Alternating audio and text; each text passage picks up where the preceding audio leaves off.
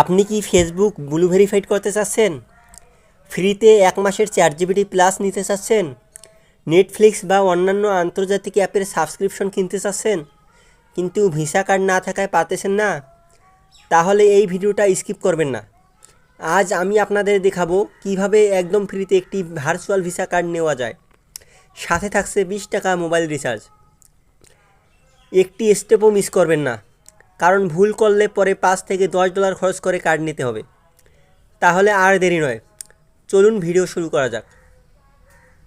তাহলে ভিডিওর কমেন্টে থাকা লিঙ্কটি থেকে অ্যাপটি ডাউনলোড করে নিতে হবে।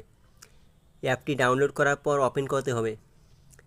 অ্যাপটি ওপেন করার পর ক্রিয়েট অ্যান অ্যাকাউন্ট এইখানে চাপ দিতে হবে।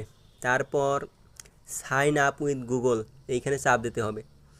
তারপর আপনার জিমেলগুলো ভাসবে, যে কোনো একটি জিমেল অ্যাড করতে হবে। জিমেল দেওয়ার পর আপনার এখানে ফোন নাম্বার চাবে, আপনার ফোন নাম্বার দিয়ে দেবেন।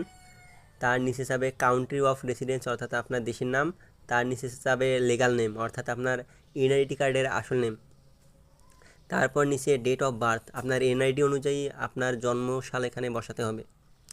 তারপর ওকে চাপবেন। ওকে চাপ দেওয়ার পর কন্টিনিউ চাপ দেওয়ার পর আপনার হোয়াটসঅ্যাপে কোড যাবে। তারপর কোডটি এখানে বসিয়ে দেবেন। কোডটি বসানোর পর একটু ওয়েট করবেন। তারপর এখানে নিয়ে আসবে, এখানে সবগুলোতে টিক চিহ্ন দেবেন। তারপর ফোনের লক আসবে, আপনারা ফোনের লকটি দিয়ে দেবেন। ফোনের লক দেওয়ার পরে আপনাদের কাছে রেফারেল কোড যাবে। ভিডিওর কমেন্টে থাকা রেফারেল কোডটি বসাবেন, কারণ এই রেফারেল কোড না বসালে আপনারা ফ্রিতে কার্ডটি পাবেন না। তারপর রেফারেল কোডটি দেওয়ার পর লেটস ডিপোজিট ফাউন্ডস এইখানে চাপ দেবেন। তারপর ভিতরে নিয়ে আসবে। তারপর আপনারা মাঝে যে অপশনটি আছে সেখানে ক্লিক করবেন। তারপর অ্যাক্টিভেট নাও ওইখানে। তারপর প্রসেস টু কনফার্ম এইখানে চাপ দেবেন। তারপর স্টার্ট করবেন। স্টার্ট দেওয়ার পর আপনাদের কাছে প্রথমে চাবে ন্যাশনালিটি, আপনারা দেশের নাম দেবেন। তারপর এমপ্লয়মেন্টে আপনারা স্টুডেন্ট দেবেন বা যার যেটা পেশা সেটা দেবেন। তারপর রেসিডেন্সিয়াল অ্যাড্রেস, এইখানে আমার বাসা যেহেতু হারাগাছ, আমি হারাগাছ দিয়েছি। তারপর কন্টিনিউয়ে চাপ দেবেন। তারপর এখানে এই অপশনগুলো আসবে, আপনার নিচেরটা দেবেন। তারপর কন্টিনিউয়ে চাপ দেবেন। কন্টিনিউয়ে চাপ দেওয়ার পর আপনারা আইডেন্টি কার্ড এইখানে টিক চিহ্ন দেবেন। তারপর কন্টিনিউয়ে চাপ দেবেন। তারপর আবার আপনারা কন্টিনিউয়ে চাপ দেবেন। তারপর অ্যাক্সেস চাবে, অ্যাক্সেস দিয়ে দেবেন।